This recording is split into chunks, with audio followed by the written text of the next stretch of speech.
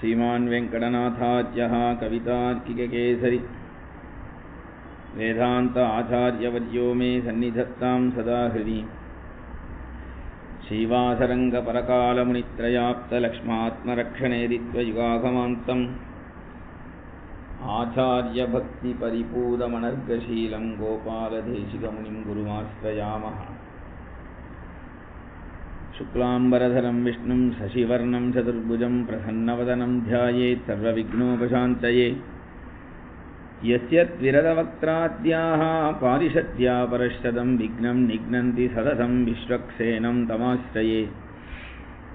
कूजन्तं राम रामेति मधुरं मधुराक्षरम् आरुह्य कविताशाखां वन्दे वाल्मीकिकोकिलम्। यः पिबन् सततं रामचरितामृतसागरम् अतृप्तस्तं मुनिं वन्दे प्राचेतसमकल्मषम्। गोष्पदीकृतवाराशिं मशकीकृतराक्षसम् रामायण महामालारत्नं वन्दे अनिलात्मजम्। अञ्जनानन्दनं वीरं जानकीशोकनाशनं कपीशमक्षहन्तारं वन्दे लङ्काभयङ्करम्। उल्लङ्घ्य सिन्धो सलिलं सलीलं यशोकवह्निं जनकात्मजायाः आदाय तेनैव ददाह लङ्कां नमामि तं प्राञ्जलिराञ्जनेयम्। आञ्जनेयमतिपाटलाननं काञ्चनाद्रिकमनीयविग्रहं पारिजाततरुमूलवासिनं भावयामि पवमाननन्दनं। यत्र यत्र रघुनाथकीर्तनं तत्र तत्र कृतमस्तकाञ्जलिं बाष्पवारि परिपूर्णलोचनं मारुतिं नमत राक्षसान्तकम्। मनोजवं मारुततुल्यवेगं जितेन्द्रियं बुद्धिमतां गरिष्ठं वातात्मजं वानरयूतमुख्यं श्रीरामदूतं शिरसा नमामि। वैदेही सहितं सुरद्रुमतले हैमे महामण्डपे मध्ये पुष्पकमासने मणिमये वीरासने सुस्थितम्। अग्रे वाचयति प्रभञ्जनसुतेः तत्त्वं मुनिभ्यः परम्। व्याख्यान्तं भरतादिभिः परिवृतं रामं भजे श्यामलम्। नमोऽस्तु रामाय सलक्ष्मणाय देव्यै च तस्यै जनकात्मजायै। नमोऽस्तु रुद्रेन्द्रयमानिलेभ्यः नमोऽस्तु चन्द्रार्कमरुद्गणेभ्यः। तपस्वाध्यायनिरतं तपस्वी वाग्विदाम्बरं नारदं परिभप्रच्छ वाल्मीकिः मुनिपुङ्गवम्। वेदवेद्ये परे पुंसि जाते दशरथात्मजे वेदप्राचेदसादासीत् साक्षात् रामायणात्मना। जानकीकान्तस्मरणं जय जय राम राम आंजनेय स्वामी की जय।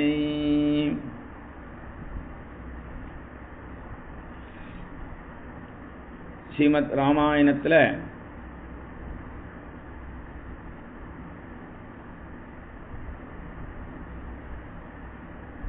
சாதுக்களுடைய மகிமை, அந்த சாதுக்களை காப்பாற்றணும் என்கின்ற தர்மம், இதை ராமர் ஆங்காங்கு எடுத்து காட்டுறார்.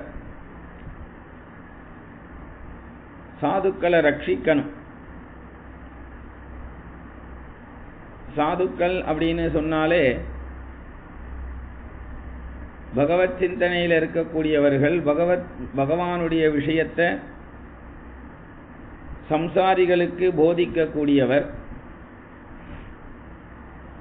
சாதுக்களுக்கு இதெல்லாம் லட்சணம்.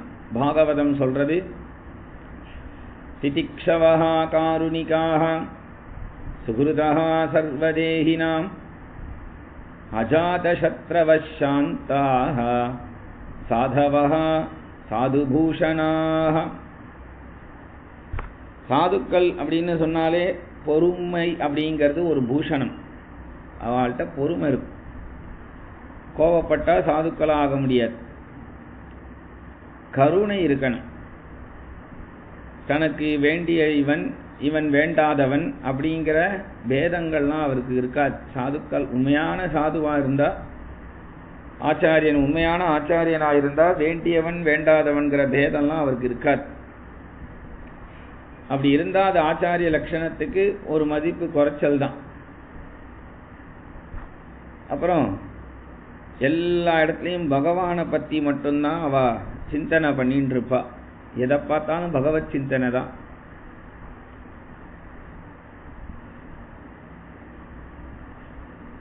அஜாத சத்ரவகானர் சாதுக்கள் யாரையும் எதிரியா பார்க்க மாட்டா. உண்மையான சாதுவா இருந்தா அந்த சாதுவை கூட யாரும் எதிரியா நினைக்க மாட்டா. அப்புறம் சாந்தமா இருப்பா. எப்பொழுதும் ஒரு அமைதி அவாகிட்ட இருக்கும். ஒரு அமைதி, அந்த அமைதி எப்பொழுதும் அவாகிட்டையும் இருக்கும். அந்த சாதுவை போய் பார்க்கிறவாரிடத்துலையும் ஒரு அமைதியை கொடுப்பார் அவர். அதனால அந்த சாதுக்களுடைய லட்சணம், மகான்களுடைய லட்சணம், சாதுக்கள் இருந்தால் மட்டும்தான் நாடே செழிப்பா இருக்கும். அவைஷ்ணவோ அதோ தேசான்னு பின்னாடி சீதா பிராட்டி ராவணனை பார்த்து சொல்ல போறா. சாதுக்கள் இந்த தேசத்துல இருக்காளாப்பான்னு கேட்கிறா. ஏன்னா சாதுக்கள் இல்லாத தேசம் அழிந்து போயிடும் அப்படின்னு. அதனால சொல்றா, இந்த லங்கையெல்லாம் இப்படி இருக்கிறத பார்த்தா செழிப்பா இருக்கேப்பா, இந்த செழிப்பெல்லாம் பார்த்தா சாதுக்கள் இங்க இருந்தா தான் இப்படி ஒரு மகிமை கடாட்சம் இருக்கும் அப்படின்னு. அம்பரீஷனுடைய சரித்திரத்துல கூட பகவானே சொல்றா, சாதவோ ஹிருதயம் மஹ்யம் சாதுனாம் ஹிருதயம் துவகம் மதன்யத் தேன ஜானந்தி நாகம் தேப்யோ மனாகபி என்று.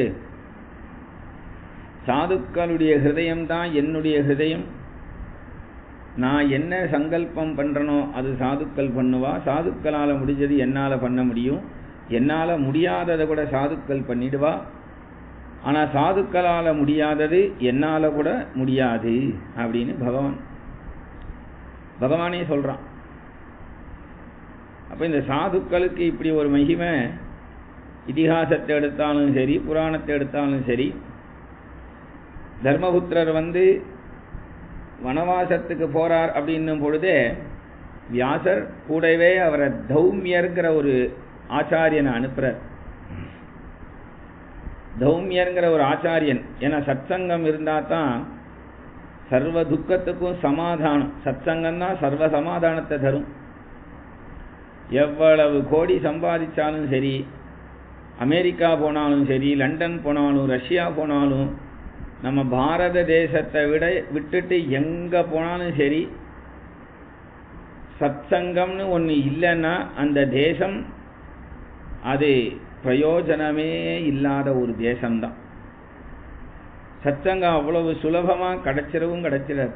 சத்சங்கம் இது மாதிரி ஒரு முயற்சி பண்ணி ஏற்பாடு பண்ணாதான் உண்டு. துஷ்ட சங்கம் உலகம் பூரா இருக்கு. நம்ம ஆற்றை விட்டு வெளியில வந்தாலே துஷ்ட சங்கம் தான். சில பேருக்கு ஆற்றுலேயே துஷ்ட சங்கம் தான் இருக்கு. ஒன்றும் பண்ண முடியாது. நாம் ஏதோ பக்தி பெருமாள் கோவில் அப்படின்னு நாம் நினைப்போம். ஆற்றுல இருக்கிறவா சினிமா பாட்டு உலகத்தில் போகிறது, உலக வாழ்க்கையில் இருக்கிறது, உலகத்தில் வம்பு பண்ணுறது அப்படின்னு இருப்பா. நாம் அவளோட சேர முடியாது. ஏன்னா ஆழ்வாரை பார்த்து ஜனங்கள்லாம் கேட்டாலும் என்ன கேட்டான்னா, இப்படி பேய் மாதிரி பக்தி பண்ணிட்டு இருக்கியேன்னு. அப்போ தொண்டரடி பொழியாழ்வார் சொன்னார், நீங்கெல்லாம் பேய் மாதிரி இப்படி உலக விஷயத்துல அலையிறேன்னு கேட்டார். அப்போ அவர் சொன்னார், அத்ய பிரபிருதி ஓ பூபாஹா யூயம் யூயம் வயம் வயம் அர்த்தகாம பரஹா யூயம் நாராயண பரஹா வயம்னர். என்றைக்கு எனக்கு பகவானிடத்துல பக்தி வந்ததோ அன்றையிலிருந்து நான் தான், நீங்கள் தான், அர்த்தகாம பரர்களான நீங்கள் தான், நாராயண பரனா இருக்கக்கூடிய நான் தான் அப்படிங்கிற. என்றைக்குமே ஹரிபக்தி பண்ணுறவா தப்பி தவறி கூட லௌகீகத்துக்கு ஒரு காலத்தில் போய் சேர்ந்துடுவா அப்படின்னு சொல்ல முடியாது. ஏன்னா ஹரிபக்தி பண்ணுறவன் அந்த ஹரிபக்தியில் மேலும் மேலும் முன்னேற்றத்தை தான் அடைவானே தவிர அந்த ஹரிபக்தியில் மறுபடியும் லௌகீகத்துக்கு போயிடுவாங்கிறது இல்லை. ஆனால் லௌகீகத்தில் இருக்கிறவன் என்றைக்கு இருந்தாலும் அது அழுத்து போய் அலௌகீகமாக இருக்கக்கூடிய சத்சங்கத்துக்கு வந்து தான் ஆகணும். நான் ஒன்றும் வரமாட்டேன், என்னை ஒன்றும் பண்ணிட முடியாது அப்படின்னு எத்தனை பேர் சொன்னாலும் சரி, நம்ம வாழ்க்கையில் ஒரு நாள் இவ்வளவு நாள் வாழ்ந்து என்ன சாதிச்சோம்னு ஒரு நாள் வரும். அன்னைக்கு சத்சங்கத்தினுடைய மகிமை புரியும். அதே சத்சங்கத்தில் இருந்தோம்னு சொன்னால் எவ்வளோ வாழ்க்கை எப்படி போனாலும் நாம் கவலைப்பட வேண்டாம், அது சர்வேஸ்வரன் பார்த்துப்பான். அதனால் அந்த சத்சங்கம் முக்கியம். சத்சங்கத்தில் சாதுக்கள் இருப்பா. சத் விஷயத்தை பேசுறதுனாலேயே அதுக்கு சத்சங்கம்னு பெயர். அசத் விஷயத்தை அங்கே பேச மாட்டா. நாம் நினைப்போம் எவ்வளோ இடத்துல சத்சங்கம் சத்சங்கம்னு சொல்கிறா அசத்துக்களாக இருக்கான். அது நமக்கு தேவை கிடையாது. ஏன்னா எதுலேயுமே சாரத்தை மட்டும்தான் எடுத்துக்கணும், எதுலேயும் சாரத்தை தான் எடுத்துக்கணும் அப்படின்னு இருக்கு. அசாரத்தை தள்ளிடணும். அசாரத்தை தள்ளிடணும். அசாரம் நமக்கு எந்த பிரயோஜனத்தையும் தராது. அதனால சாரம் யாரிடத்துல பழகினாலும் சரி, எங்கே போனாலும் சரி, எப்படி இருந்தாலும் எந்த நிலையிலையும் சாரத்தை தான் எடுத்துக்கணும், குறைய எடுத்துக்கக்கூடாது. இதெல்லாம் நமக்கு எப்போ தெரிய வரும் அப்படின்னா சத்சங்கத்தில் சாதுக்களிடத்தில் பழகினா தான் தெரியும். சாதுக்களிடத்தில் பழகணும் அப்படின்னும் பொழுது சாதுக்கள்னா ஏதோ ஜிப்பா போட்டுருப்பா, கழுத்தில் செயின் போட்டுருப்பா, கையில் பிரேஸ்லெட் வச்சுருப்பா, அப்புறம் முகமெல்லாம் ஃபேஷியல் பண்ணியிருப்பா அப்படிங்கிற ஒரு நிலை. இதெல்லாம் சாதுக்களுக்கு லட்சணம் இல்லை.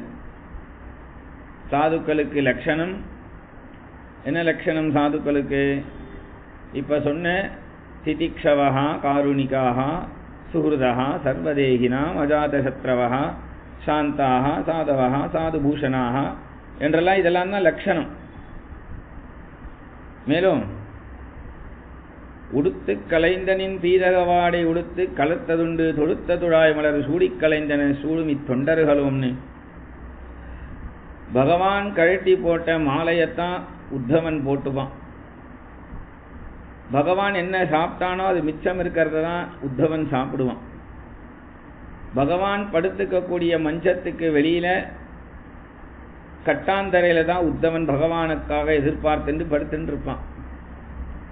துளசி மாலை தான் போட்டுப்பான். அப்போ இதெல்லாம் தான் சாதுக்களா இருந்தா லட்சணம். அதனால ஃபேஷியல் பண்ணிக்கிறதோ, விதவிதமான ஜிப்பா போட்டுக்கிறதோ, அலங்காரம் பண்ணிட்டு போய் கதை சொல்றதோ சாதுக்களுக்கு லட்சணம் இல்லை. அதெல்லாம் வேற யாரும். அதனால சாதுக்கள் அவர்களுடைய அந்த ஒரு சங்கம் நமக்கு கிடைச்சாதான் நாம இந்த லோகத்துல துஷ்ட சங்கத்தில இருந்து விலகி இருக்க முடியும். துஷ்ட சங்கம் அப்படிங்கிறது ஏற்கனவே சொல்லிட்டேன். எங்க இருக்கு? வெளியில வந்தாலும் இருக்கு, ஆத்துலையும் இருக்கு. துஷ்ட சங்கம்னா நாம சூதாடுறவன், மதுபானம் பண்றவன், கொலை பண்றவன், கொள்ளையடிக்கிறவன், வேஷ்யா சங்கமம் வச்சிருக்கிறவன், இத மாதிரி இருக்கிறது தான் துஷ்ட சங்கம் அப்படின்னு நினைச்சுட்டு இருக்கோம். இதை விட துஷ்ட சங்கம் இருக்கு. எது இதை விட துஷ்ட சங்கம் அப்படின்னா நம்ம ஆத்த தேடியே நாம பாட்டுக்கு ஏதாவது பிரபந்தமோ பாசுரங்களோ ஸ்தோத்திர பாடமோ பாகவத ராமாயணமோ நாராயணியமோ ஏதோ ஒன்று நாம் பாட்டு சொல்லின்னு இருக்கலான்னு அப்படி புஸ்தகத்தை திறந்த நேரத்தில் வாசலை டிங்குன்னு பெல் அடிச்சு அங்கேருந்து சார் சௌக்கியமா சாப்பிட்டேல, போன வாட்டிக்கு இந்த வாட்டி இழைச்சி போயிட்டேலே, குண்டாயிட்டேலே, கருப்பாயிட்டேலே, வெளுத்து போயிட்டேலே அப்படின்னு மணிக்கணக்கா நம்முடைய நேரத்தை வீணடிக்கிறானே பேசியே, அவன்தான் துஷ்ட சங்கம் அப்படிங்கிறது. அந்த சங்கத்திலேருந்து நம்மளை காப்பாற்றிக்கணும். ஏன்னா அவனோட பொழுது நமக்கு வீணா போயிடும்.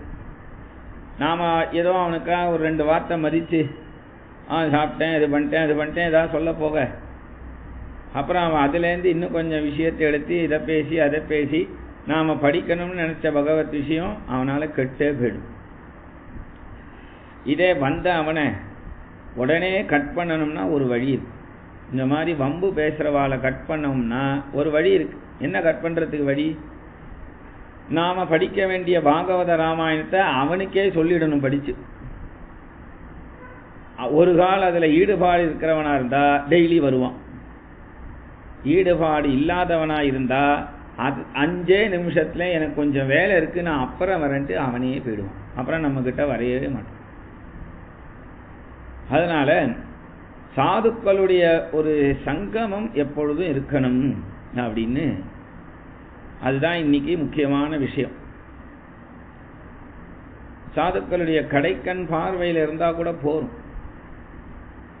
என்னைக்கோ ஒரு நாள் அவரை நாம் போய் பார்த்தா கூட அவர் எப்போதும் நம்மளை நினச்சிட்டு தான் இருப்பார். நாம் மறந்துட்டா கூட அவர் நம்மளை ஞாபகம் வச்சுட்டு இருப்பார். உண்மையான சாதுவாக இருந்தால் ஞாபகம் வச்சுட்டு இருப்பார். நீ வரல அதனால் உன்னை மறந்து போயிட்டேன் அப்படின்னு சொல்கிறது உலக விஷயத்தில் பழகிறவன்ட்டவானா இருக்குமே தவிர, அலௌகிகமான பக்தி இருக்கக்கூடிய சாதுக்களிடத்தில் அப்படி இருக்காது அப்படின்னு. நேற்றைக்கு நாம் ஸ்ரீ ராமாவதாரத்தையும் பரத சத்ருக்ன லக்ஷ்மணனுடைய அவதாரத்தெல்லாம் நேற்றைக்கு சிரவணம் பண்ணோம். இந்த குழந்தைகள் நாளொரு மேனியும் பொழுதொரு வண்ணமுமாய் வளர்ந்துண்டு வருது. 12 வயசு ராமருக்கு லக்ஷ்மணன் பரதன் சத்ருக்னன் 4 பேருக்கும் உபநயன சம்ஸ்காரம் பண்ணி வச்சார். சாக்ஷாத் வசிஷ்டர் பூனல் போட்டு விட்டா. வசிஷ்டரிடத்திலேயே வேத அத்தியனம் பண்ணினா 4 குழந்தைகளும். 4 குழந்தைகளும் வேத அத்தியனம் பண்ணி வசிஷ்டரிடத்திலேயே, வசிஷ்டரே ஒரு பெரிய சைன்யம்தான். வில்வித்தை, யானை ஏற்றம், குதிரை ஏற்றம், கத்தி சண்டை என்று இதெல்லாம் க்ஷத்திரியர்களுக்கு உரிய தர்மம். அந்த தர்மத்தில் இதெல்லாம் கத்துண்டு அப்படி இந்த குழந்தைகள் காட்டில் வேட்டையாடிட்டுலாம் வருவா. அப்படி இந்த குழந்தைகளுக்கு 4 பேருக்கும் கல்யாண வயசு வந்துடுச்சுன்னு சொன்னான். கல்யாண வயசு அப்படின்னதும் ஏதோ ஒரு 25 வயசாக இருக்கும் அப்படின்னு நினச்சிடக்கூடாது. ராமருக்கு 12 வயசு. 12 வயசு ராமனுக்கு. இன்னும் கல்யாணம் பண்ணலையே, கல்யாணத்துக்கு உரிய வயது வந்துடுத்தேன்னு தசரதர் கவலைப்பட்டான். ஏன் தசரதர் கவலைப்படுவானே? இன்னி மாதிரிலாம் இருந்தால் ஒன்றும் பிரச்சனையே கிடையாது. கல்யாணம் இன்னைக்கெல்லாம் பையன் வச்சிருக்கிறவா அன்றைக்கே தசரதர் கவலைப்பட்டார். அது மாதிரி இன்றைக்கும் பசங்களை வச்சிருக்கிறவா கவலை தான் படணும். ஏன் கவலைப்படுறா அப்படின்னா, இன்னைக்கு பெண் குழந்தைகள் எல்லாம் நன்னா படிச்சிடுறதுனால எல்லாம் நல்ல வேலைக்கு போயிடுறது, நல்லா சம்பாதிச்சிடுறது. பசங்க அந்த அளவுக்கு சம்பாதிக்கிறது இல்லை, கம்மியாக தான் இருக்குது. அதனால் என்னை விட கம்மியான சம்பளத்தில் இருக்கிறவன் எப்படி கல்யாணம் பண்ணிக்கிறதுன்னு டிமாண்ட் பண்ணுறது. இப்பெல்லாம் இன்னும் ஒரு மோசம் என்ன அப்படின்னா, ஜாதகத்திலேயே அந்த பொண்ணு ஜாதகத்திலேயே எழுதிடுறா நோ லக்கேஜஸ் அப்படின்னு வேற எழுதுறா. எது லக்கேஜ் அப்படின்னா, பையனுடைய அப்பா அம்மா தான் லக்கேஜம். அதனால் நோ லக்கேஜஸ்ன்னு வேற எழுதுறா. இதை விட மோசம், ஒரு பொண்ணே அந்த பையனுடைய ஆத்துக்கு ஃபோனை பண்ணுறது. அந்த ஃபோனை பண்ணி அந்த ஃபோன் எடுத்தவரிடத்துல கேட்கறது, இந்த ஜாதகத்தில் பையனுடைய அப்பா அம்மா வந்து ஹாலில் இருக்காளா வாலில் இருக்காளா அப்படின்னு கேட்குறது. அதாவது உயிரோட இருந்தா அவ ஹாலில் இருப்பாளாம், செத்து போயிட்டான்னா செவுத்து வாலில் போட்டோவா இருப்பாளாம். அதனால ஹாலில் இருப்பாளா வாலில் இருப்பாளான்னு. உடனே அவர் சொன்னார், நான் ஹால்லேருந்து தாம்மா பேசுகிறேன், இன்னும் வாளுக்கு போகலை. உன்னை கல்யாணம் என் பையனுக்கு கல்யாணம் பண்ணி வச்சா நான் வாளுக்கு போயிடுவோம் போல இருக்கு, நீ வேண்டாமா அப்படின்னு சொல்லிட்டார். அதனால் இப்படியெல்லாம் இன்னைக்கு நிலைமை ஆயிடுச்சு. இன்னைக்கு பசங்க நிறைய பேர் கல்யாணம் ஆகாமே இருக்கா.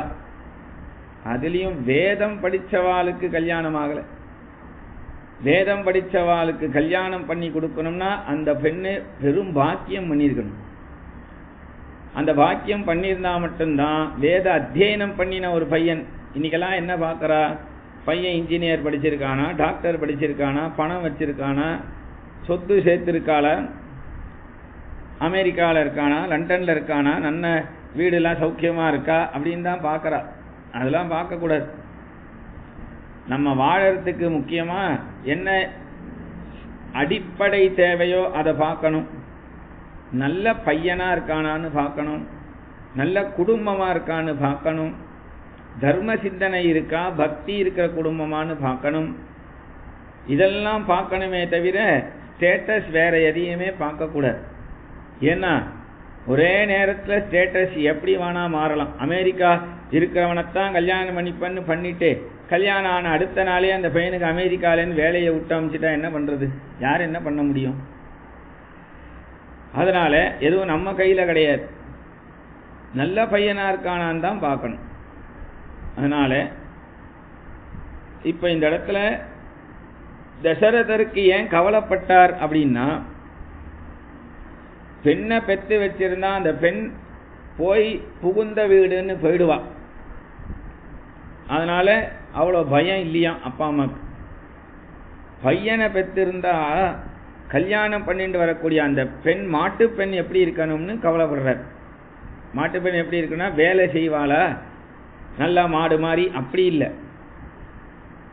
பக்திங்கிறது அந்த குடும்பத்தில் இருக்குமா, அந்த ராமனுடைய குணம் எப்படி இருக்கோ அந்த குணத்துக்கேற்ற மாதிரி வரணுமே ஒரு குணவதி, அப்படி இருப்பாளான்னு யோசிக்கிறார். இப்படி சபையில் இந்த மாதிரி விஷயத்த தசரதர் வசிஷ்டர் இடத்துலலாம் சொல்லிக்கிறார். இவா கிட்டலாம் இப்படி சொல்லின்னு இருக்கும் பொழுதே சிந்தயாமாச தர்மாத்மா சோபாத்தியாயஸ்ஸ பாந்தவாக, இப்படி சிந்தனை பண்ணிட்டு இருக்கும் பொழுதே வாசல்ல ஒருத்தர்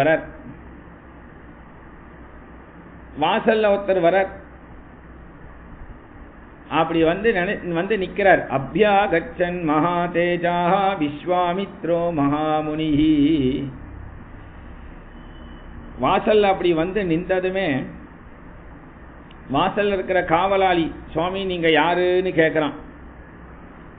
உடனே அவர் சொல்லணும், நான் இந்த ரிஷி இந்த கோத்திரம், நான் இப்படிலாம் சொல்லணும். அவர் இப்படிலாம் அவர் சொல்லாம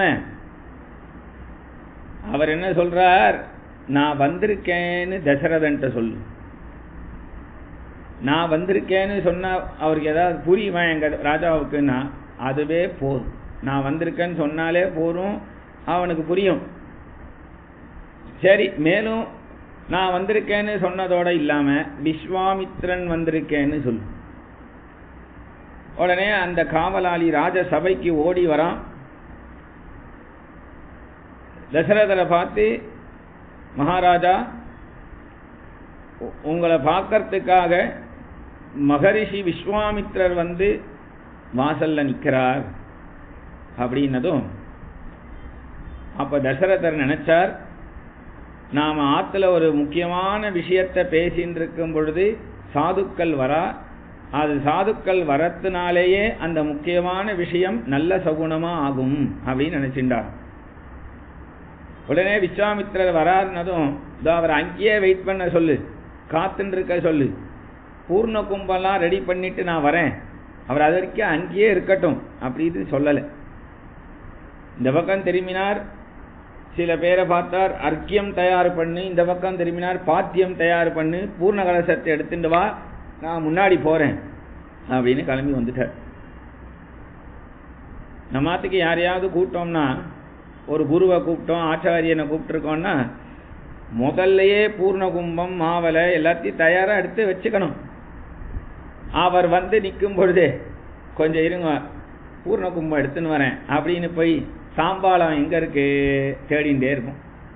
போன வாரம் தான் இங்கே பார்த்தேன், அதுக்குள்ளே யாரோ மேலே தூக்கி வச்சுட்டா, அதை எடுக்கணும் அப்படின்னு அதை எடுக்கிறதுக்கு ஒரு 1/2 மணி நேரம் ஆகி அப்புறம் மாவலை கிடைக்காம போய் 10 வீடு தள்ளி அதை போய் எடுத்துன்னு வந்து அப்புறம் சொம்புக்கு ஒரு கயிறை கட்டுறதுக்கு ஓடி போய் இப்படி இவ்வளோ 1 மணி நேரம் வந்தவரை நிற்க வச்சுட்டு நாம் பூர்ண கும்பம் கொடுக்கறதுக்கு பதிலாக பேசாமல் வந்தவரை உள்ளே அழைச்சிட்டே போயிடலாம்.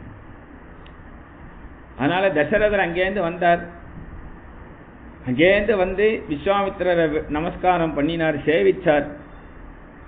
விஸ்வாமித்திரர் வந்திருக்கக்கூடிய அந்த வருகையினால தான் எப்பேற்பட்ட ஒரு ஆனந்தத்தை அடைந்தேன் அப்படின்னு விஸ்வாமித்திரர்கிட்ட சொல்றார். யதாமிருதஸ்ய சம்பிராப்தி யதா வருஷமனூதகே யதா சதுருஷதாரேஷு புத்திரஜன்மா பிரஜஸ்ய வை பிரணஷ்டஸ்ய யதா லாபஹ யதா ஹர்ஷோ மகோதயः ததைவாகமனம் மன்யே ஸ்வாகதம் வோ மகாமுனே. யதாமிருதஸ்ய சம்பிராப்தி, மகர்ஷே உங்களுடைய வருகையினால எனக்கு எப்பேற்பட்ட ஆனந்தம் அடைஞ்சது என் ஹிருதயம் அப்படிங்கிறத சொல்றேன். சும்மா சொல்லலை, அது சொல்றார். ஒருத்தனுக்கு அமிர்தம் கிடைச்சதுன்னா எவ்வளவு சந்தோஷமா இருக்குமோ அந்த சந்தோஷம் உங்களுடைய வருகையினால. மனுஷனுக்கு அமிர்தம் கிடைக்குமா? தேவர்கள் தான் வச்சுட்டு இருப்பா. தேவலோகத்தில் டெய்லி நம்ம காப்பி சாப்பிட்ற மாதிரி அவள் சாப்பிட்டுட்டே இருப்பா அமிர்தத்தை. மனுஷர்கள்லாம் இங்கேருந்து சொர்க்கலோகத்துக்கு போனாலும் இப்படி ஒரு புரோக்ஷனம் தான் பண்ணுவாளாம். ஏன்னா அவ்வளவுதான் புண்ணியம் பண்ணியிருப்போமா அமிர்தத்துக்கு. அதனால் நமக்கு தரவும் மாட்டா. அப்பேற்பட்ட அமிர்தமே நமக்கு கிடைச்சதுன்னா அந்த அமிர்தம் கிடைச்சா என்ன ஒரு ஆனந்தம் கிடைக்குமோ அந்த ஆனந்தம். அமிர்தம் கிடைக்கிறதுங்கிறது எதை வச்சு இவர் சொல்றார் தசரதர்? காரணம் இருக்கு, வெறும் அமிர்தத்துக்கு சொல்லலை. காட்டுல தசரதர் வேட்டையாட போன காலத்துல சப்தவேதிங்கிற ஒரு அஸ்திரத்தினால சிரவணகுமாருங்கிற ஒரு பையனை மறைஞ்சு அடிச்சுட்டார் அவர் தெரியாம. அப்போ அந்த அம்படிப்பட்ட அந்த குழந்தை, அந்த பிராமண குமாரன் தசரதருக்கு அபயம் கொடுத்து எனக்கு இந்த ரணம் தாங்கலை, இந்த அம்பை எடுத்துடுன்னு சொல்றான். அப்போ தசரதர் நினைச்சார், இப்படி சாக போற இந்த பையனுக்கு தேவேந்திரன் அமிர்தத்தை கொண்டு வந்து கொடுத்தா இந்த குழந்தை பிழைச்சுடுவானே. அப்ப இந்த குழந்தை பிழைச்சிக்கணும்னா தேவேந்திரனுடைய அமிர்தம் கிடைக்கணும் அப்படின்னு நினைச்சார். ஆனா தேவேந்திரன்ட்ட போய் எப்படி கேட்பார்? தேவர்கள்லாம் சுயநலமுடையவா, தரமாட்டா. தசரதன் ஹெல்ப்பெல்லாம் பண்ணினாலும் தரமாட்டா. அதனால கம்முன்னு இருந்தார். அந்த பையன் போயிட்டான். அப்ப அந்த பையனுக்கு அமிர்தம் கிடைச்சிருந்தா அவனுடைய அப்பா அம்மாவோ தசரதரோ எவ்வளவு சந்தோஷப்பட்டிருப்பாளோ அந்த சந்தோஷம் இன்றைக்கு தங்கள் வருகையினால. யதா அமிர்தஸ்ய சம்பிராப்தி யதா வருஷமனூதகே. ஒரு தேசத்துல மழையே இல்லாம நாட்டு ராஜா மழை வந்ததுன்னா எவ்வளவு சந்தோஷப்படுவானோ அந்த சந்தோஷத்தை நான் அடைஞ்சேன். ஏன் அப்படின்னா அங்க தேசத்துல ரோமபாதன்கிற ராஜாவுக்கு நாட்டில் மழையே இல்லை. அப்ப ரிஷ்யசங்கர் வந்து காலடி வச்சதுனால பயங்கரமான மழை பொழிஞ்சுதே. அப்ப அந்த ரோமபாதன் என்ன ஒரு ஆனந்தத்தை அடைஞ்சானோ அந்த சந்தோஷத்தை இன்றைக்கு உங்கள் வருகை நாள அடைஞ்சேன். யதா வருஷமனூதகே யதா சதுஷதாரேஷு புத்திரஜன்மா பிரஜஸ்ய வை. கல்யாணமான ஒரு தம்பதி ரொம்ப காலம் கழித்து அவளுக்கு குழந்தையே இல்லைன்ற சமயத்தில் ஒரு குழந்தை பிறந்தது அப்படின்னா அப்ப அந்த தம்பதிக்கு எவ்வளவு சந்தோஷம் வருமோ அந்த சந்தோஷம் உங்கள் வருகையினால். இது யார சொல்றார் தசரதன் அப்படின்னா தன்னையே சொல்லிக்கிறார். என்ன சொல்லிக்கிறார் தன்னையே அப்படின்னா, அந்த தசரதனுக்குத்தான் ரொம்ப வருஷமா குழந்தை இல்லை. புத்திரகாமேஷ்டி யாகத்தினால பகவத் சங்கல்பத்தினால குழந்தை வந்து ராமன் எப்ப பிறந்தானோ அந்த ராமன் பிறந்த அன்னைக்கு என்ன ஒரு சந்தோஷத்தை ஆனந்தத்தை தசரதன் அடைஞ்சாரோ அந்த ஆனந்தம் இன்றைக்கு உங்களால கிடைச்சது. எவ்வளவு அழகா பேசுறா பாருங்க, எவ்வளவு அழகா பேசுறார். அடுத்தது சொல்றார், பிரணஷ்டஸ்ய யதாலாபஹா. நஷ்டமான பொருள் ஒருத்தனுக்கு திரும்பி கிடைச்சதுன்னா அவன் எவ்வளவு சந்தோஷத்தை அடைவானோ அந்த சந்தோஷம். தொலைஞ்சு போன ஒரு பொருள் ஒருத்தனுக்கு கிடைச்சதுன்னா அவன் எவ்வளோ ஹாப்பி ஆவான். அது மாதிரி இன்னைக்கு நான் ஹாப்பி. எதுன்னா இப்போ ராமரை அழைச்சிட்டு போறார், அது நஷ்டமான பொருள் அவருக்கு. தசரதர்கிட்டேருந்து ராமரை அழைச்சிட்டு போறதுக்கு தான் விஸ்வாமித்திரர் வந்திருக்கார். அதனால அழைச்சிட்டு போய் கோதண்டராமனை சீதாராமனா கொண்டு வர போறார். அதனால பிரணஷ்டஸ்ய யதா லாபஹா, நஷ்டத்துல ஒரு லாபம், இதுக்கு பேர் தான். அந்த நஷ்டம் ராமரை அழைச்சிட்டு போறது இவருக்கு ஒரு கவலை, ஆனா சீதாராமனா கொண்டு வருது ஒரு லாபம். அதனால சொல்றார் யதா லாபஹா. அப்புறம் யதா ஹரிஷோ மகோதயஹ, மகோதய காலம்னு சொன்னார். மகோதய காலம்னா ஒரு நாள் இப்படி நடக்காதது ஒண்ணு நடந்தா மகோதய காலம்.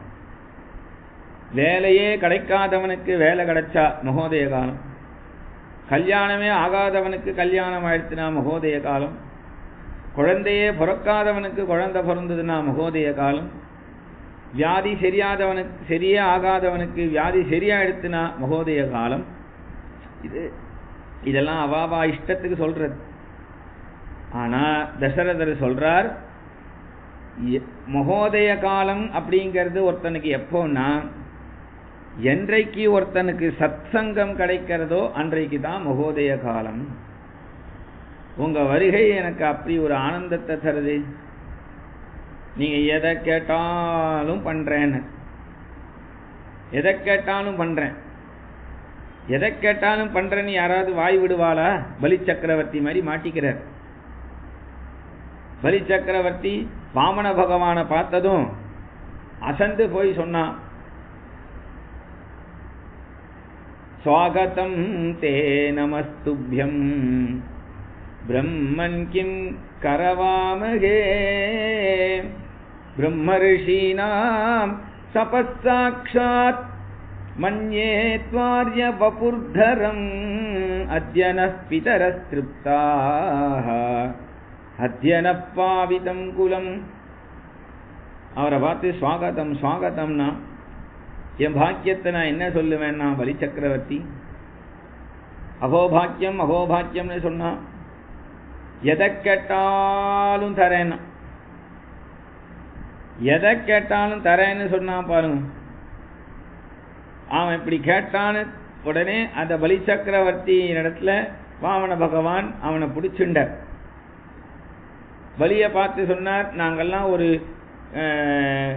கஞ்சத்தனம் உடையவன்ட்டெல்லாம் நாங்கள் போய் நிற்க மாட்டோம்ப்பா, உன்ன மாதிரி தர்மிஷ்டன்ட்டு தான் நிற்போம்.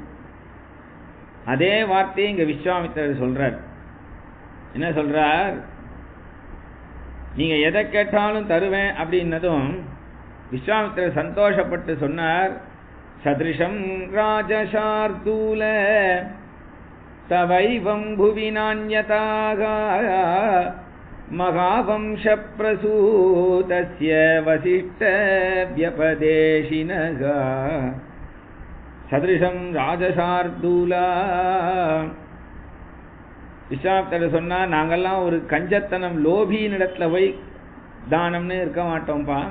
ஈஸ்வரன் எங்களை அவாகிட்டலாம் அனுப்ப மாட்டோம். எங்களை எங்களுக்காக யாரு காத்துருக்காளோ அவாகிட்ட தான் ஈஸ்வரன் எங்களை அனுப்பி வைப்பான். ஏன்னா நீ தசரதா, நீ சாதாரண ஒருத்தனா, நீ எப்பேற்பட்ட தாத்தா, தானத்துல சிறந்தவன், நல்ல ஒரு ஞானம் இருக்கு உன்னிடத்துல, சத்தியசந்தனா இருக்க, உயர்ந்த குணங்கள்லாம் உனக்கு இருக்கு, வம்ச பரம்பரையா நீங்கள் தர்மத்தில் இருந்திருக்கிறீர்கள், மகாவம்ச பிரசூதஸ்ய, உன் வம்சமே ரொம்ப பெருசு, இவ்வளவையும் காட்டிலும் உன்னுடைய குடும்பத்துக்கு போதா குறைக்கு வசிஷ்ட வியபதேசினஹா, அப்பேற்பட்ட மகாத்மா வசிஷ்டர் உனக்கு ஆச்சாரியனாக குருவாக புரோகிதரா இருக்கார். இப்ப என்னத்துக்கு அவரை பிடிச்சி இழுக்கணும்? அவரை பிடிச்சி இழுக்க வேண்டியதுக்கு அவசியம் இல்லையேன்னா, வசிஷ்டரை இந்த இடத்துல அவரும் சொல்லுவார்னு ஒரு சப்போர்ட்டுக்கு கேட்டுக்கிறார். சரி, இங்க நான் எதுக்கு வந்திருக்கேன் அப்படின்னு சொன்னா, விஸ்வாமித்திரர் சொல்றார், சித்தாசிரமங்கிற என்னுடைய ஆசிரமத்தில் நான் ஒரு யாகம் பண்றேன். அந்த யாகத்துக்கு ராட்சசர்கள்லாம் ரொம்ப தொல்லை கொடுக்கிறா. அவளை சம்ஹாரம் பண்ணணும். என் யாகத்தை தடை பண்ணாம அதை செய்ய விடணும். அதுக்கு அந்த ராட்சசர்களை வதம் பண்ணணும். அந்த ராட்சசர்களை வதம் பண்றதுக்கு ஒன்னாலதான் முடியும். ஒன்னாலதான் முடியும்னா தசரதரை கூப்பிடுறான்னு அர்த்தம் இல்லை. இப்படி தலையை திருப்பினார் அந்த சபையில. அந்த சபையில ஒருத்தரை காண்பிக்கிறார். காகபக்ஷதரம் ராமம் ஜேஷ்டம் மே தாத்து மருகசி. அந்த சபையில இப்படி திரும்பி பார்த்தா நன்ன பிரம்மச்சாரியா கரு கருன்னு கூந்தலோட நீலமேக சாமலமான ரூபத்தோட கம்பீரமா ராமர் உட்கார்ந்து இருக்கார். இந்த கரு கரு கரு கருன்னு கூந்தல் வச்சுட்டு இருக்கான் பாரு, உன்னுடைய மூத்த புத்திரன், அந்த ராமனை என் கூட அனுப்பிவை. கரு கருன்னு கூந்தல்ல போய் இவருடைய எண்ணம் போவானேன்னா, ராமருடைய கூந்தல் அவ்வளவு அழகு. ராமருடைய கூந்தல் அழகு. அதனால அந்த ராமரை அனுப்பிவை. இந்த காக்க பக்ஷதரம் ஜேஷ்டம் மூத்தவன அப்படின்னதுமே தசரதன் அப்படி பார்த்தா அவர் சிம்மாசனத்துல இல்ல, மயங்கி கீழே விழுந்திருக்கார். மயங்கி கீழே விழுந்துட்டார். ஏன்னா ராமன் தன்னை விட்டு பறி போயிடுவான் போல இருக்கேன்னு கவலை. யாரை விட்டு கொடுத்தாலும் ராமரை மட்டும் விட்டே கொடுக்க மாட்டார் தசரதன். அப்படி ஒரு குழந்தை ராமர். அதனால அந்த ராமர்னதுமே இவர் நடுங்கி மயக்கமாய் போயிட்டார். உடனே பக்கத்தில் இருக்கிறவாலாம் பன்னீர் தெளித்து தசரதரை எழுப்பி ஆஸ்வாசப்படுத்தி சிம்மாசனத்தில் உட்கார வச்சார். அந்த பையனையும் கூட அனுப்புவா, அவனுக்கு எல்லாவித நன்மைகளையும் செய்து அனுப்புறேன். உடனே இவர் பார்த்தார், ஏன் சுவாமி, இவ்வளவு நாளா நான் குழந்தைக்கு பழம் கொடுத்து பாலை கொடுத்து வேலைக்கு சாப்பாடு போட்டு குழந்தைக்கு ட்ரெஸ் எல்லாம் வாங்கி கொடுத்து குழந்தைய நன்னா பார்த்து பார்த்து பார்த்து பார்த்து பார்த்து வளர்த்துருக்கேன். இவ்வளவு நாளா நான் குழந்தைக்கு பண்ணாத ஒரு நன்மையை நீங்க செஞ்சிட முடியுமா? அப்பா அம்மா செய்யாத நன்மையை மூணாவது மனுஷன் எந்த குழந்தைக்கு செஞ்சிட முடியும்? என்னமா நீங்க செய்யறேன்னு சொல்றேல, அந்த ராட்சசர்கள் தானே, நீரே ஒரு சைன்யம் தானே விஸ்வாமித்திரரே. நீரே அந்த ராட்சசர்கள் வரும்பொழுது அப்படின்னு சொன்னா அவ போயிடுவாளே, நீரே கோபப்படலாமே என்று சொன்னதும் உடனே தசரதரை பார்த்து விஸ்வாமித்திரர் சொன்னார், நச்சமே குரோதம் உத்ரஷ்டும்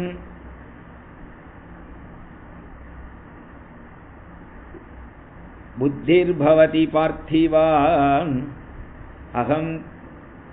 அகம் தே பிரதிஜானாமி ஹதௌ தௌ வித்தி ராட்சசௌ. நான் கோபத்தை விடுறது இல்லை அப்படின்னு சங்கல்பத்தில் இருக்கேன். ராட்சசர்களிடத்துல கோபத்தை காட்டக்கூடாதுன்னு இருக்கேன். கோபத்தை விடுறதில்லை அப்படின்னார். கோபப்படுறதில்லைன்னு ஒரு சங்கல்பத்தில் இருக்கேன். ஒருத்தன் கோபப்படலைன்னா என்ன ஆகும்? அவன் மனைவி கூட மதிக்க மாட்டான். அப்புறம் கோபம்ங்கிறது கொஞ்சம் இருக்கணும். ஆனால் இவர் இப்போ சொல்கிறான், நான் கோபம் அப்படிங்கிறது இப்போ நான் கோபப்படுறது இல்லை அப்படின்னு சொல்கிறார். மேலும் சொல்கிறார், இந்த தேசத்தில் வனம் காடும் உன்னுடைய ஆட்சிக்கு உட்பட்டது தான் தசரதா. அதனால காட்டில் இருக்கக்கூடிய மகரிஷிகளுக்கு ஏற்படக்கூடிய ஆபத்தையும் போக்க வேண்டியது உன் கடமை தான். அதனால உன் மூத்த பையனை அனுப்பு, மூத்த பையனை அனுப்புனர். உடனே இவர் சொன்னார், சுவாமி என் குழந்தை அவனை போய் நீங்க கூப்பிடுறீங்களே, அவன் என்னமோ வில் வித்தையெல்லாம் கத்துண்டு பெரிய யுத்தத்துக்கு போறான்னு நினைக்காதீரும். சும்மா குருவியெல்லாம் அடிக்கிறதுக்கு ஏற்ற மாதிரி தான் அவன் கத்துன்னு இருக்கான். அதனால அவன் எப்படி அனுப்புறது? அவனை என் குழந்தை சுவாமி அவன் அப்படிங்கிறார். உடனே விஸ்வாமித்திரர் சொன்னார், உன் குழந்தைன்னு சொல்லி குழந்தையாவே வச்சுக்கணும்னு பார்க்காதப்பா. வெளியில அனுப்பினாத்தான் 4 விஷயங்கள் தெரிய வரும். மேலே என்னன்னா, நீ உன் குழந்தைன்னு பார்க்கற, அது ஊனக்கண். நான் ஞானக்கண்ணுனால உனக்கு சொல்றேன். அகம் வேத்மி மகாத்மானம் ராமம் சத்ய பராக்கிரமம் வசிஷ்டோபி மகாதேஜாஹ ஏசே மே தபசி ஸ்திதாஹ அகம் வேத்மி மகாத்மானம் ராமம் சத்ய பராக்கிரமம். அகம் வேத்மி மகாத்மானம், எனக்கு தெரிஞ்ச அளவுக்கு உன் ராமனை பத்தி உனக்கு தெரியாது அப்படின்னார். தசரதர் சிரிக்கிறார். 12 வருஷமா நான் பார்த்து வளர்க்குறேன் என் குழந்தைய, எனக்கு தெரியாதான் இவருக்கு தெரியுமா? அப்படி என்ன சுவாமி உமக்கு தெரியினர்? அகம் வேத்மி, எனக்கு தெரியும். என்ன தெரியும்? உன் பையன் யாரு? மகாத்மானம். மகாத்மா அப்படின்னா என்னன்னா, வேதத்துல வேதாகமேதம் புருஷம் மகாந்தம் அப்படின்னு வருது. அந்த வேதாகம் அப்படிங்கிற வார்த்தை தான் இங்க ராமாயணத்துல அகம் வேத்மி அப்படின்னு வருது.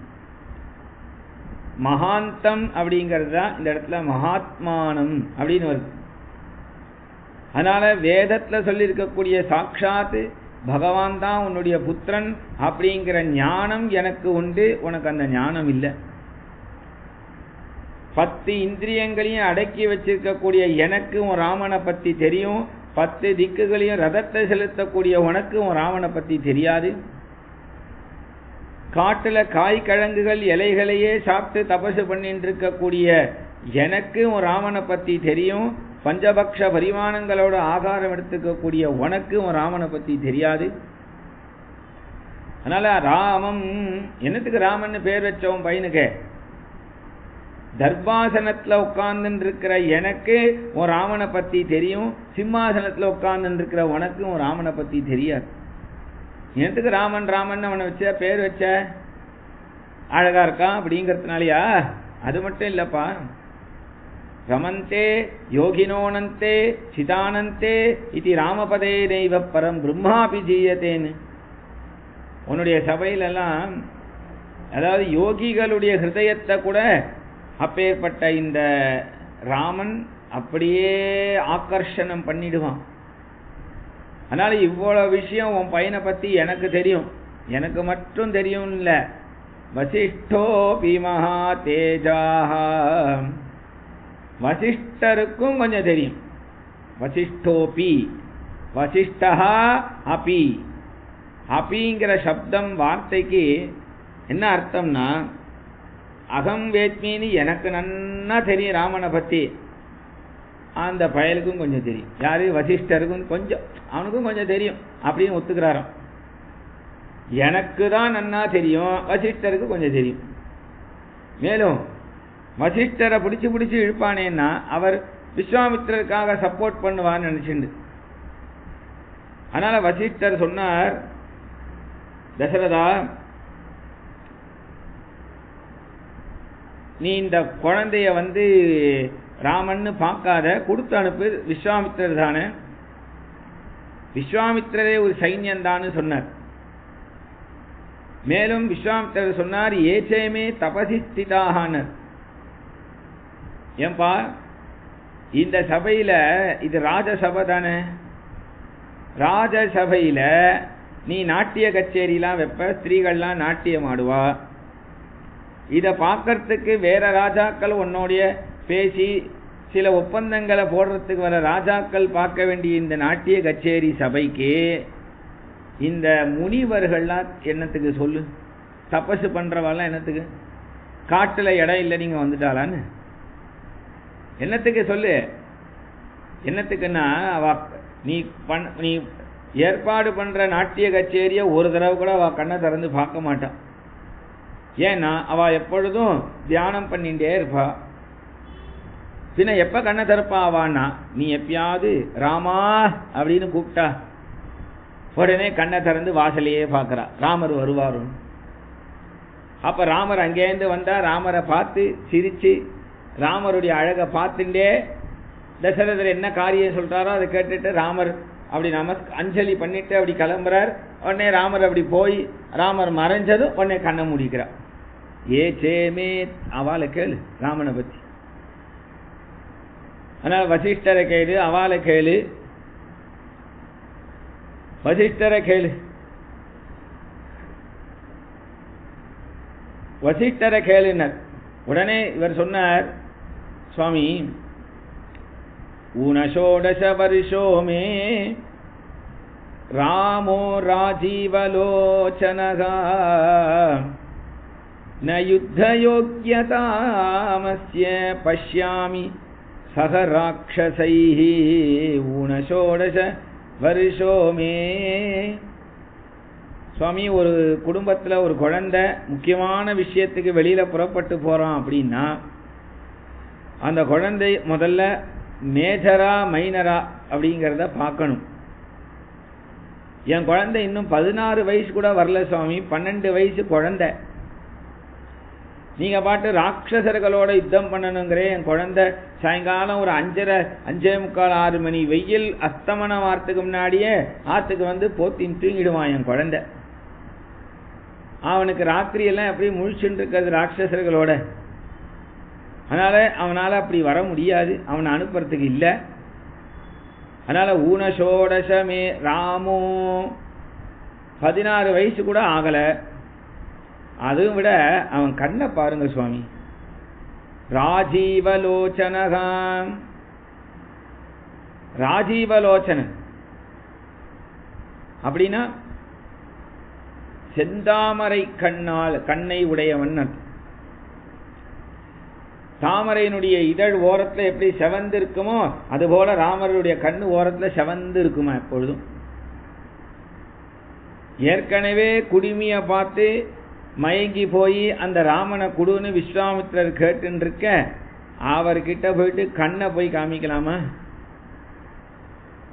அப்ப விட்டுடுவாரா எங்கேயாவது? அதனால நான் யுத்த யோக்கியதாமஸ்ய, ராட்சசர்களோடலாம் அவனால் யுத்தம் பண்ண முடியாது, அதனால நான் தரத்துக்கு இல்லை என்று சொல்லிட்டார். உடனே விஸ்வாமித்திரர் பார்த்தார், நச்சமே குரோதமுத்திரஷ்டும் புத்திர் பவதி பார்த்திவான்னு, கோபத்தை விடுறதில்லைன்னு தான் சொல்லியிருக்கனே தவிர கோபமே படமாட்டேன்னு நான் சொல்லலையே. அவசியம் வந்தா கோபமும் படுவேன் என்று சொல்லி அப்படி கோபத்தோட அந்த சபையை விட்டு திரும்பி கிளம்புறாராம். அவர் அப்படி திரும்பி கிளம்ப ஆரம்பிச்சதுமே உடனே கடல்லாம் பொங்கறது, பயங்கரமான புயல் காத்து அடிக்கிறது, மரங்கள்லாம் விழறது, ஆகாசம் இடிக்கிறது, மேகம் இடிக்கிறது, பயங்கரமான பேரொளி சத்தமா இருக்கு. ஏற்கனவே வசிஷ்டர் 2 தடவை அவர் பேரை சொன்னதுனால அவர் எழுந்தார். தசரதா, சேயஸ்சாஸ்மி பிரதாஸ்யாமி வகுரூபம் ந சம்சயான்னு, உன் ராமனுக்கு நல்லது பண்ணி அனுப்புவார் அந்த விஸ்வாமித்திரர், நம்பிக்கையோட இரு. பிரம்மாஸ்திரம் போன்ற பெரிய பெரிய அஸ்திரங்கள் எல்லாம் கண்டுபிடிச்சதே இந்த விஸ்வாமித்திரர் தான். அதனால அவர் நல்லதுதான் செய்வார், அவரால் நல்லதுதான் உன் குழந்தைக்கு நடக்கும், நீ கூட அனுப்பி வை அப்படின்னார். இது கூட அனுப்பி வைன்னு சொன்னதும் உடனே தசரதர், நல்ல வேளை நான் எவ்வளோ பெரிய விஷயத்தை இழந்திருப்பேன், நல்ல விஷயத்தை என் குழந்தைகளுக்கு. வசிஷ்டர் சொன்னதுனால கொஞ்சம் உணர்ந்தார். ஏன்னா தசரதர் பிரேமையில் இருந்தார் ராமரிடத்துல. விஸ்வாமித்திரன் ஞானத்துல பேசினார். என்னைக்குமே எவ்வளவு ஞானம் இருந்தாலும் பிரேம தான் ஜெயிக்குமே தவிர ஞானம் ஜெயிக்காது. அதனால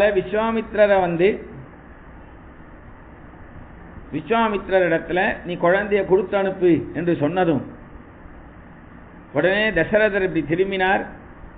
ராமா அப்படின்னார். ராமான்னு தான் கூப்பிட்டார். முன்னாடி லக்ஷ்மணன் நிற்கிறான். சரி, 2 பேரையும் அழைச்சிட்டு போங்கன்னு சொல்ல ராம லக்ஷ்மணர்கள் போறா விஸ்வாமித்திர தொடர்ந்து. இந்த 2 பேரையும் அழைச்சிட்டு போற விஸ்வாமித்திரர் பயங்கர வேகமா போறாராம். ஏன்னா குழந்தைகளை மெதுவா கையை பிடிச்சி அழைச்சிட்டு போக கூடாதா? என்ன அவசரம்னா, ஏற்கனவே தசரதன் அறகுறையான ஒரு மனசுல இன்னும் முடிவு பண்ணாம பாதி சிந்தனையோட கொடுத்து அனுப்பியிருக்கான் ராம லக்ஷ்மணர்களை. இப்ப இந்த சமயத்துல நாம கொஞ்சம் பொறுமையா போலாம், நாளைக்கு போலாம்னு நினைச்சுன்னா அவனுக்கு திரும்பி மனசு மாறிடும். அதனால எப்ப நமக்கு அரியதான வஸ்து கிடைச்சிருத்தோம் அதை டக்குன்னு கிளம்பிடணுமா. அதனால ராமலட்சுமணர்கள் விஸ்வாமித்திரர் முன்னாடி போக ராமலட்சுமணர்கள் பின்னாடி தொடர்ந்துட்டு வரா. சரையூ நதிக்கரை வந்தது. அந்த சரையூ நதிக்கரை வந்ததும் உடனே ராமரை பார்த்து லக்ஷ்மணனை பார்த்து விஸ்வாமித்திரர் கேட்கிறார், குழந்தை ராமா லக்ஷ்மணா, பசிக்கிறதாப்பா? கை கால்லாம் வலிக்கிறதா? தூக்கமா வருதா? இத்தனை நேரம் ஏதோ அகம்பேத்மி மகாத்மானம் ராமம் சத்யபராக்கிரமம்லாம் பேசினாரே, அந்த ராமர் சாட்சாத் பகவான்லாம் பேசினாரே, இப்போ அந்த ராமரை பார்த்து பசிக்கிறதான்னு கேட்கிறார் விஸ்வாமித்திரர். பசிக்கிறதா கேட்கிறாரேன்னா அப்ப என்ன ஏதாவது சலிகை பண்ணி போட போறாரா? புலியோதரை ஏதாவது அப்படி ஏதாவது பண்ண போறாரான்னா அதுக்கு ஒரு மந்திரம் வச்சிருக்காராம் விஸ்வாமித்திரர். பலை அதிபலைன்னு சொல்லக்கூடிய 2 மந்திரம்.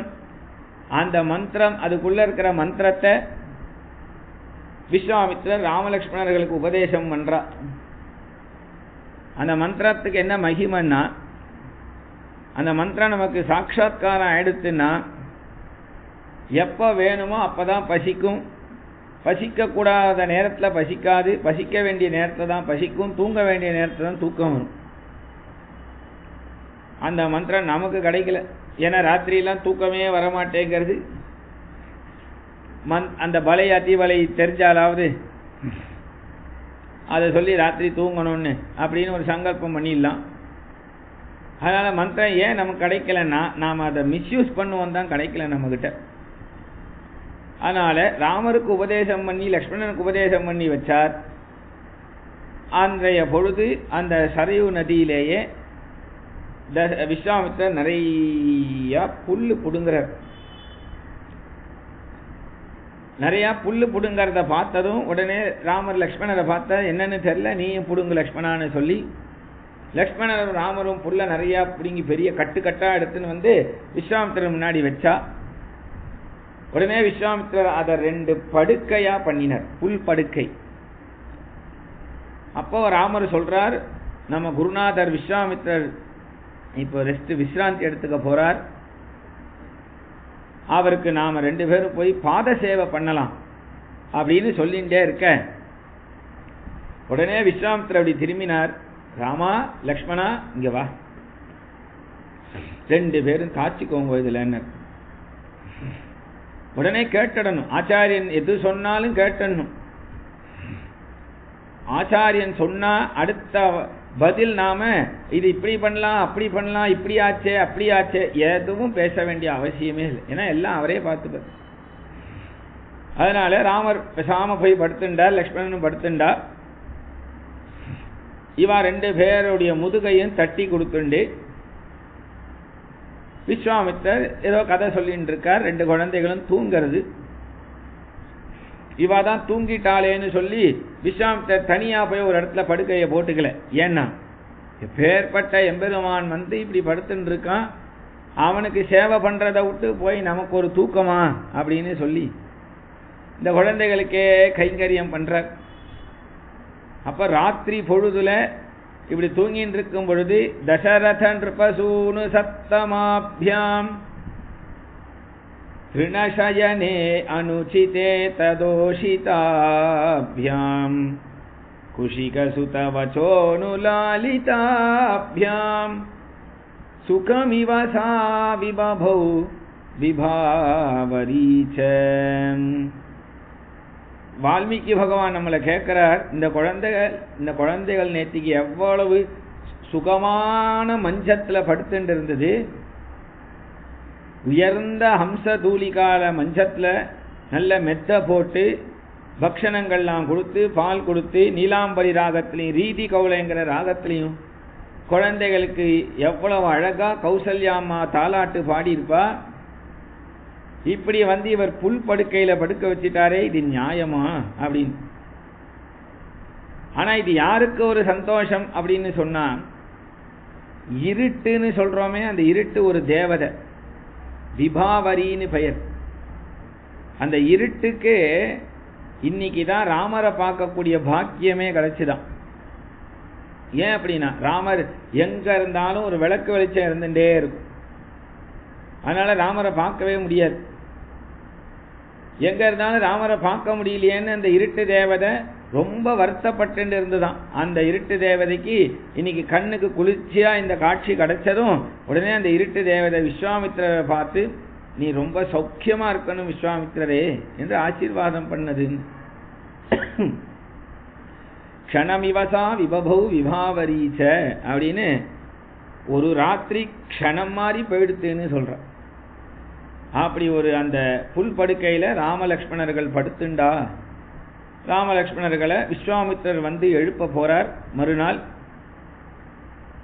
அந்த ராமலக்ஷ்மணர்கள் இன்றைக்கு இந்த புல் படுக்கையில சயனத்துல இருந்தான்னு சொல்லி இதோட இன்னைக்கு நாம கதையை நிறுத்திப்போம் உபன்யாசத்தை. நாளைக்கு ராமரை சுப்பிரபாதம் பண்ணக்கூடிய விஷயத்திலேருந்து விஸ்வாமித்திரருடைய யாகத்தை காப்பாற்றுவதற்காக அழிச்சுண்டு போறதுனால அந்த யஜ்ஞ சம்ரக்ஷணத்தையும் நாளையுடைய உபன்யாசத்துல நாம சிரவணம் பண்ணலாம். இன்றைக்கு இதோட உபன்யாசம் நிறுத்திக்கலாம். இன்னைக்கு வந்து விஸ்வாமித்திரருடைய வருகை, அதோட இன்னைக்கு உபன்யாசத்தை இப்ப நிறுத்திக்கலாம். ஜானகி காந்த ஸ்மரணம். ஜெய் ஜெய் ராம ராம. ஆஞ்சநேய சுவாமிக்கு ஜெய்.